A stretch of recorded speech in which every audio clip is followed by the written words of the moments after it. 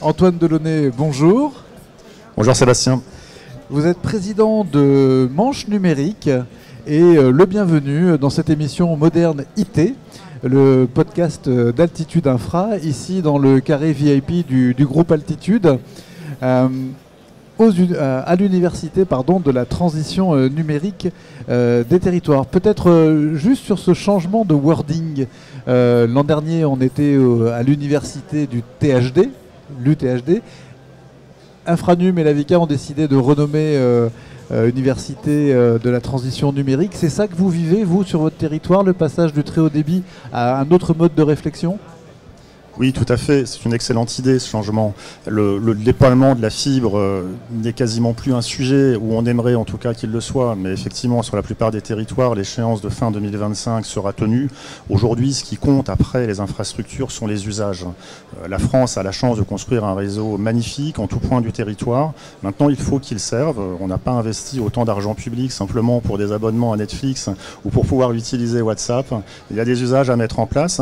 On y participe, nous, sur notre territoire avec les collectivités. Manche Numérique a une activité de service numérique au territoire très développée. Et on travaille avec les plus petites collectivités pour les accompagner dans la dématérialisation de leurs usages. Alors, c'est l'ADN de Manche Numérique de travailler avec les collectivités, mais sur un territoire rural comme le nôtre, le maire d'une petite commune va exercer son mandat le soir et dans la journée, il est artisan, il travaille dans une petite entreprise. Est-ce qu'il peut voir, dans le cadre de son activité d'élu, avec les rapports qu'il entretient avec Manche Numérique, est-ce qu'on va lui proposer ? Eh ben, il va se dire, tiens, je pourrais peut-être l'utiliser aussi dans ma vie professionnelle ou dans ma vie privée. Voilà, c'est tout ce petit écosystème des territoires ruraux qui fait que l'on est en train effectivement d'engager une vraie transition numérique sur nos territoires et pas seulement dans les grandes villes. Cette bascule vers les usages, elle est comprise par les élus ruraux. Ils se disent « Ah ok, enfin je comprends pourquoi on a investi 22 ou 23 milliards d'euros sur le plan France Très Haut Débit », parce qu'ils avaient parfois du mal à l'entendre au départ. Est-ce que ça devient de plus en plus concret pour eux maintenant ? Alors non seulement c'est concret, mais ils nous mettent une pression assez importante pour qu'on achève le déploiement de la fibre et qu'on les accompagne dans la dématérialisation de leurs usages. Sur la nomenclature budgétaire, le passage à la M57, dans la Manche, on a passé une convention avec la direction départementale des finances publiques. On déploie une solution professionnelle distribuée par un opérateur privé et on accompagne les collectivités dans le passage, dans la dématérialisation. Donc oui, cette dématérialisation, cette transition, ils l'ont parfaitement comprise. Alors la pression, ils la mettent effectivement parce qu'on arrive sur le moment un peu le plus compliqué, c'est-à-dire que les gens qui sont couverts par la fibre sont désormais moins nombreux que ceux qui le sont, ce qui rend la chose particulièrement insupportable. Parallèlement, on a parfois des problèmes de qualité sur un certain nombre de réseaux, et puis on attaque la dernière partie, comme on dit dans le bâtiment, ce qui dure le plus longtemps, c'est les finitions, avec ce qu'on appelle les raccordements longs et complexes. Aujourd'hui, vous citiez 2025, on y est, la promesse sera tenue, mais c'est toujours à 99,9%. Est-ce qu'on va vraiment arriver à ces 100% ou est-ce qu'il faudra recourir 100% fibre ? Parce qu'au début, c'était du 100% THD, puis ça a glissé vers 100% fibre. Comment on va arriver finalement à satisfaire ces gens qui sont au bout du bout ? 99,99%, ce serait extraordinaire. Et, j'entends cet engagement pris sur un stand avec la marque Altitude. Moi, ça me conviendrait parfaitement. Non, bien évidemment, on n'y arrivera pas à 99,99%. Effectivement, il y a eu un glissement sémantique. On parlait d'un 100% THD. Et puis, petit à petit, sans qu'on s'en rende vraiment compte, on a parlé d'un 100% fibre. Plutôt instillé par l'État dans l'esprit des élus locaux qui ont pris cet engagement devant leurs administrés. Bien évidemment, fin 2025, on n'arrivera pas à la totalité. C'est là où ça va devenir compliqué. Jusqu'ici, les gens qui ne sont pas raccordés se disent « bon, voilà, ça va arriver. On n'est pas encore arrivé au bout ». Et quand on va arriver au bout, qu'ils ne le seront pas, pour nous, élus de terrain, ça va commencer à devenir compliqué. Surtout qu'en même temps, on leur dit qu'en 2030, on leur débranche le cuivre. Exactement, et que ça commence à arriver parce qu'il y a déjà des premières vagues de décommissionnement sur les territoires et qu'Orange commence à discuter avec les élus locaux. Les raccordements longs et complexes, oui, c'est un sujet qui nous inquiète. On sait que nous sommes dans une période de disette budgétaire. Aujourd'hui, les autorisations de paiement ne semblent pas être remises en cause. Il y a un petit peu plus d'inquiétude sur les crédits de paiement. Nous, on se tient prêt sur les territoires, et notamment dans la Manche. On a travaillé avec notre délégataire, on a travaillé avec l'ensemble de nos partenaires. Mais voilà, on va avoir besoin de concret maintenant. Certes, il y aura des arbitrages à faire et peut-être certaines zones ne seront-elles pas desservies in fine, à condition qu'il y ait une alternative réelle et pas simplement des solutions technologiques outre-Atlantique dont on ne maîtrise pas forcément la qualité et sur lesquelles on n'a aucune souveraineté. Il y a d'autres sujets que l'on a avec l'État, notamment sur le New Deal mobile et sur la couverture en 4G fixe, qui peut être une excellente alternative. On discute aussi avec l'ensemble de l'écosystème sur des solutions techniques, notamment sur certains systèmes de câbles qui pourraient permettre des raccordements complexes à moindre coût, peut-être d'une qualité un peu en dessous des standards que l'on a aujourd'hui, mais qui permettraient à un coût beaucoup plus maniable pour la collectivité et pour les privés de raccorder des bâtiments qui ont peut-être besoin d'une qualité de raccordement et d'un débit plus faible. Vous parliez de disette budgétaire, on s'interroge aussi sur le modèle économique de la maintenance évolutive de ces réseaux. Aujourd'hui, Manche Numérique est propriétaire de son réseau ou comment ça se passe? Quel est le modèle qui a été développé par Manche Numérique? Oui, on est propriétaire. Alors, il y a une délégation de service public pendant un certain nombre d'années. On va arriver quasiment au bout. Il y a eu quelques avenants pour pouvoir refinancer 2 ou 3 petites choses. In fine, oui, Manche Numérique, ou en tout cas les collectivités. Manche Numérique, c'est un syndicat mixte qui est composé des collectivités de la Manche, du département et des EPCI. Le réseau, in fine, appartiendra aux collectivités.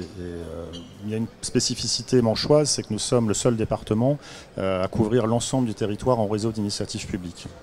Il n'y a pas de zone AMI. Il n'y a pas de zone AMI. Tout est en 100% RIP. Ça a été compliqué au départ, d'autant plus qu'il y avait une volonté de péréquation, c'est-à-dire que les collectivités finançaient exactement la même chose, qu'on soit en zone urbaine, où on construit 40 prises dans un immeuble, ou en zone rurale où on va construire une prise tous les 5 km, et avec un déploiement qui s'est fait à vitesse égale dans les zones très rurales et dans les zones urbaines. Voilà, tout ça a un coût qu'il a fallu supporter.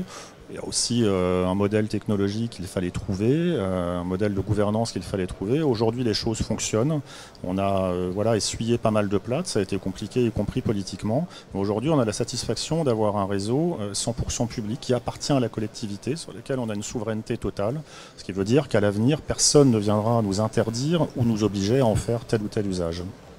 Mais ma question finalement rebondit, vous propriétaire de ce réseau, comment vous prévoyez de mettre à disposition des moyens pour le maintenir, le faire évoluer? On parle aussi de résilience des réseaux.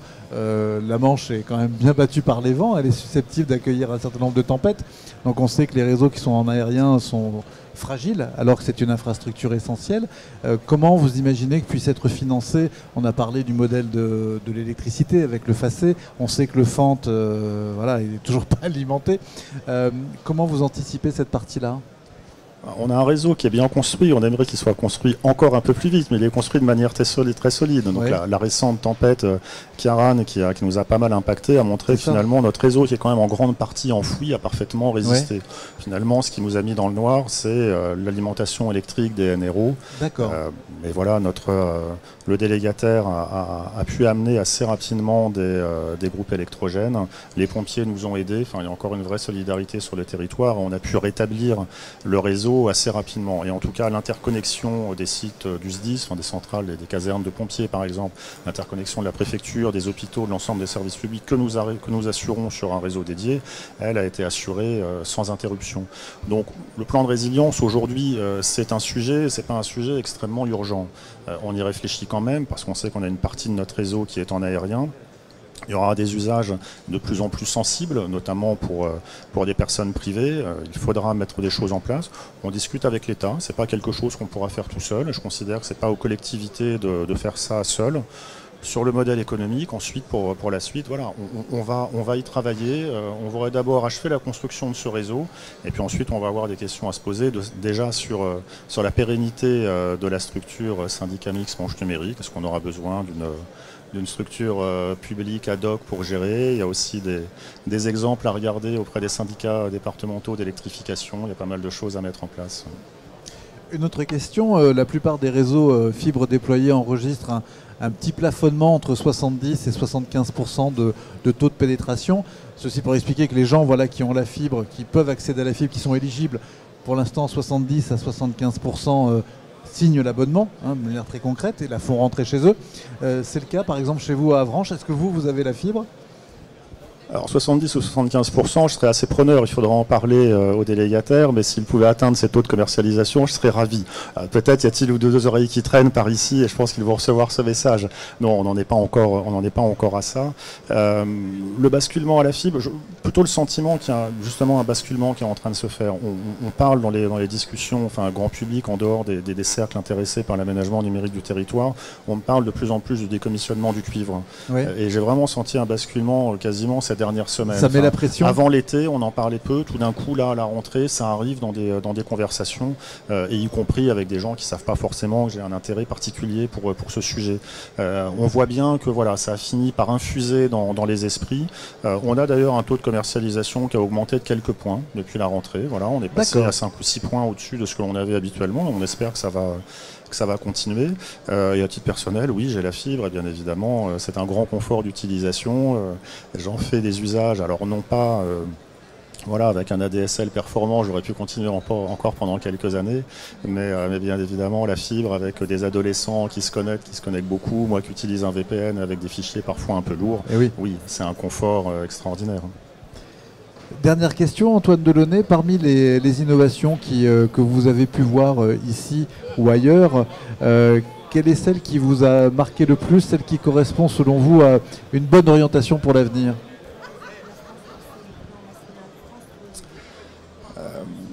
Il y a un outil que j'ai trouvé extrêmement intéressant qui s'appelle Démarche simplifiée, qui a été mis en place par l'État, qui est un outil qui est à la disposition de l'ensemble des services publics et qui permet de mettre en place, de dématérialiser des démarches publiques.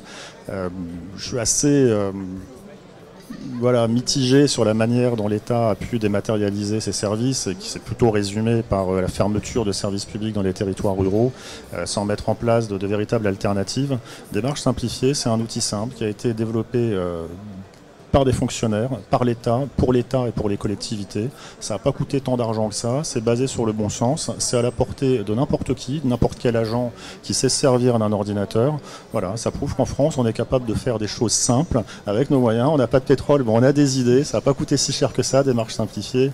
Et j'incite l'ensemble, et on le fait d'ailleurs sur le territoire, l'ensemble des mairies ou des collectivités à utiliser cet outil qui est extrêmement efficace. Merci beaucoup. Je n'avais pas connaissance de ce dispositif, donc ça va probablement servir à beaucoup de gens. Antoine Delaunay, merci beaucoup. Je rappelle que vous êtes président de Manche Numérique et je vous dis à très bientôt. Merci beaucoup.